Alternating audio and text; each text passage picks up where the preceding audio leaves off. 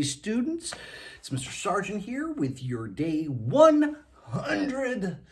I can't believe we made it to day 100. Day 100 recap video for ELA and for science. Happy day 100, ladies and gentlemen.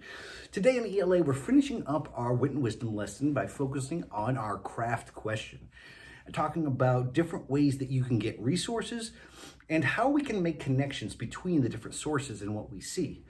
And in science today, we're going to have some excellent experiments today where we learn about the different parts of the egg as well as some things that we can do. And hopefully it gives you some ideas for your own science fair project. So, ladies and gentlemen, sit back and let's go ahead and get started.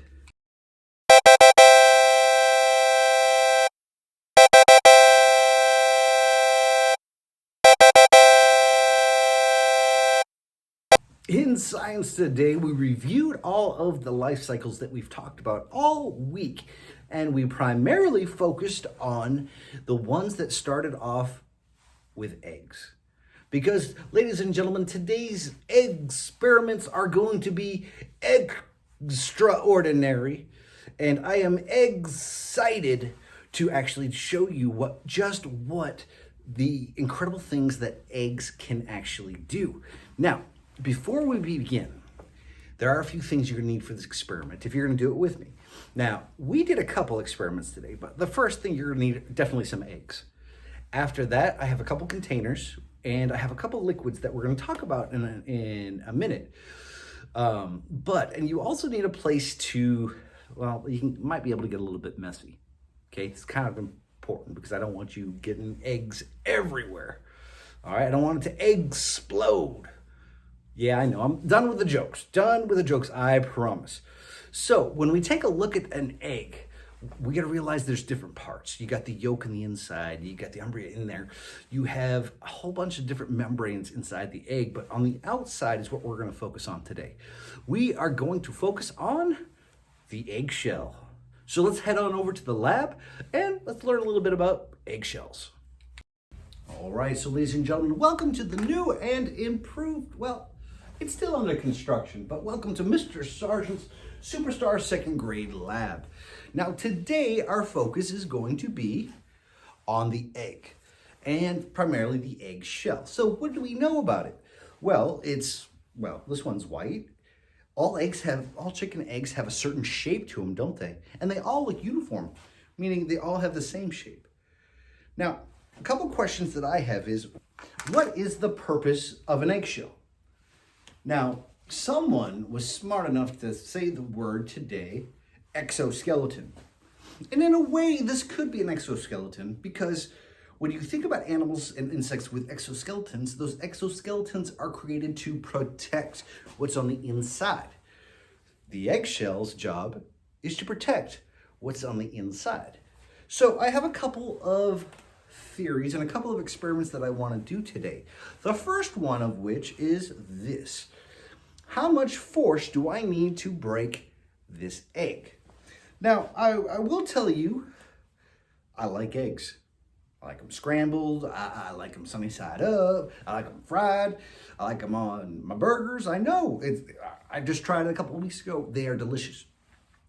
And to crack an egg is pretty easy, but that's when using a table or a countertop. How do we break an egg with just our hands? Now, my hypothesis is that I should be able to totally break this egg, shouldn't I? I should have no problem whatsoever breaking this egg. What do you think is going to happen after I try it? Well, it's probably going to make a mess. So what I'm going to do, and you guys can try this one at home, is I'm going to take the egg and I'm going to put it in the palm of my hand, and then I'm going to squeeze. So what's going to happen? You think it's going to break? All right, here we go.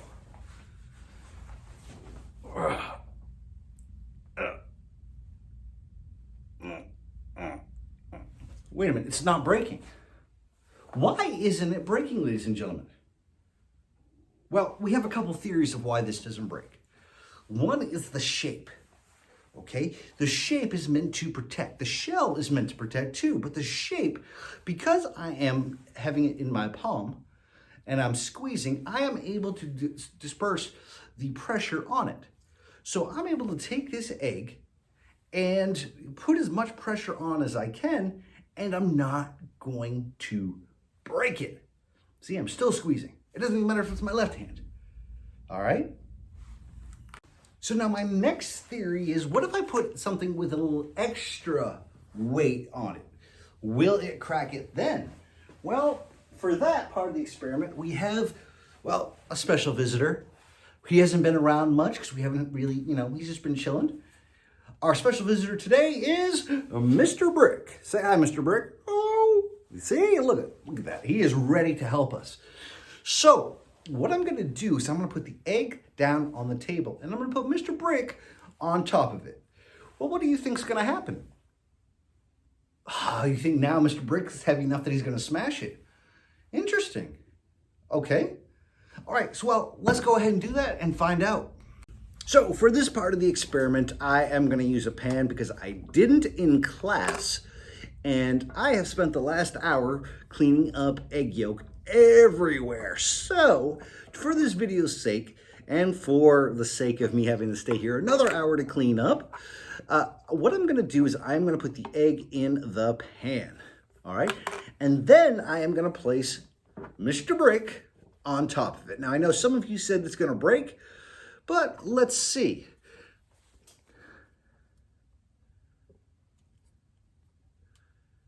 Now, right now, I am balancing on both sides of the brick, and is the egg breaking? No, it's not. Eggs are a lot stronger than you think. Now, this brick is perfectly balanced on it. Now, if it was perfectly balanced, I would take my fingers off, but all I'm doing is holding it in place.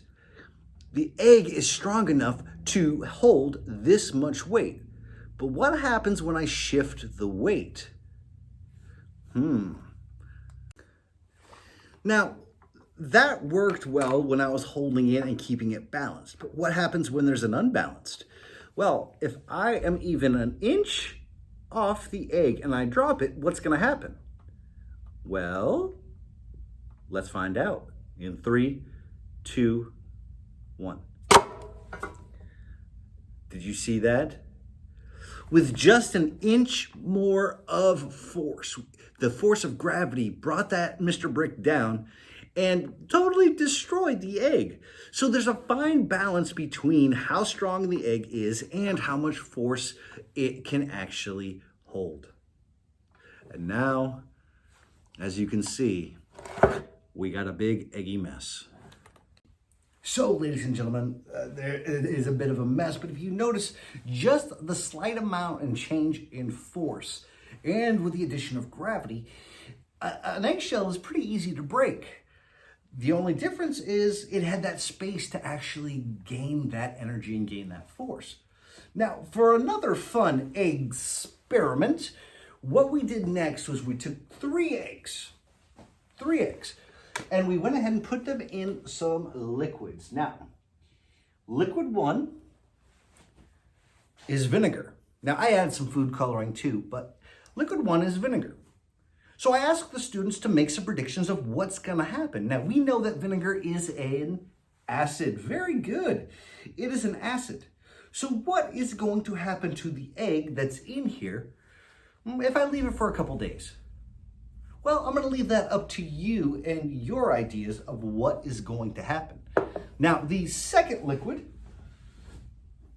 can't really see it that well, is water and baking soda.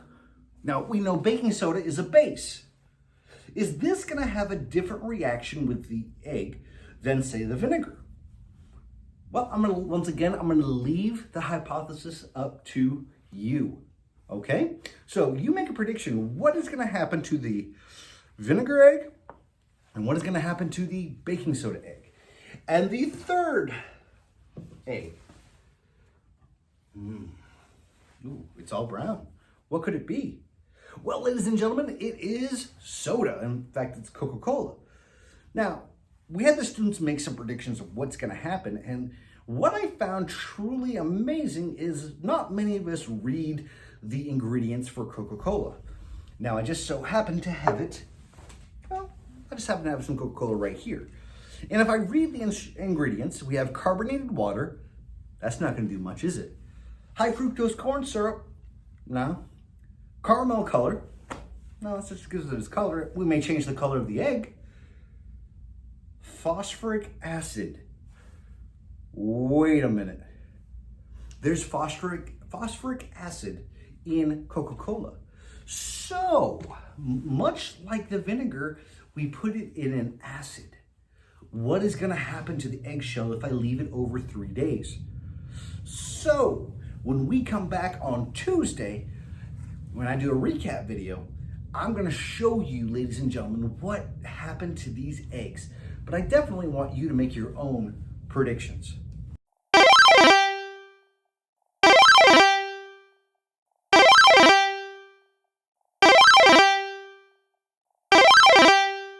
All right, so we are here creating elephant toothpaste with the Science Club. Everyone say hi. You gotta say it. I can't hear you. Say hi. All right, so we're here with the Science Club creating some elephant toothpaste. We got our first mixture. We have our second mixture. And ladies and gentlemen, are you ready? Yes. Here we go. 2, 1. Gotta mix it up a little bit.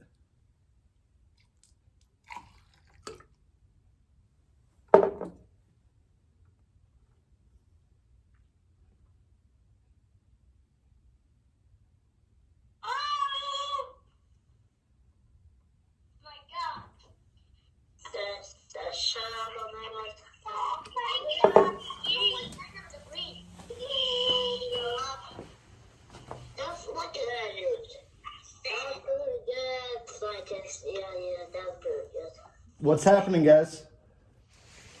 It's exploding. It's exploding. It is exploding everywhere, making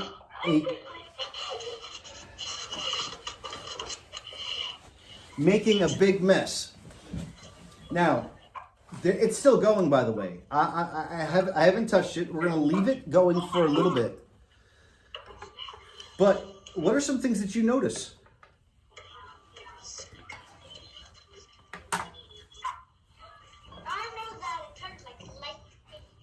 It did? All right. Now, what if I did this? Ready? Ugh. Ugh.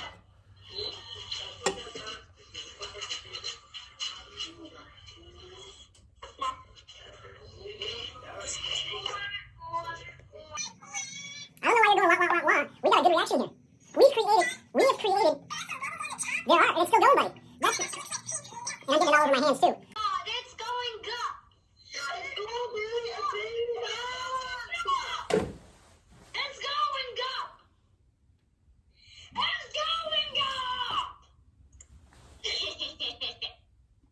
And it's not stopping, is it? Yes. It keeps on going. And right now,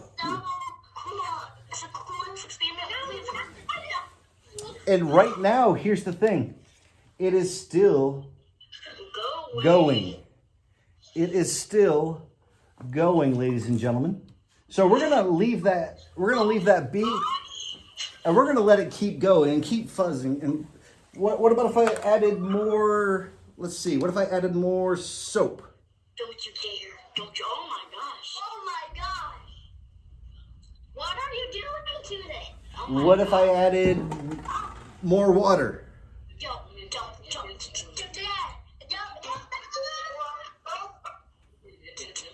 You're making a big mess, boy. Oh, I am. Making a big mess. You are getting grounded. Oh. Wait. I got one more. What if I did this and I added, what if I added more of our activator? Don't you dare. If you do, too late. What are you doing? See, here's the thing.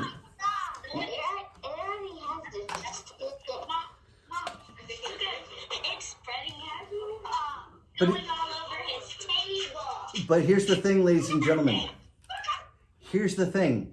It didn't work the first time, did it? No. Sometimes with experiments, you got to change them up to make them work. Now, I got a couple questions for you, of course. Now, ladies and gentlemen, that's it for day 100. Now, before we go, a couple things. One, today's excellent experiments, I told you I wasn't going to say it, but I did. Excellent experiments today hopefully give you some ideas of what you want to do for your own science fair project. So over the long weekend, over the next couple of weeks, I want you thinking about what you want to do for the science fair. Is it something with eggs? Is it something with acids and bases? Is there something that we've done in a video before that you want to explore further? Ladies and gentlemen, like we learned in reading, it's all about making connections. And hopefully you're making some of these connections in science. Now, thank you for a great 100 days. Let's do this again on Tuesday. So until then, enjoy your long weekend, and I will see all of you next week.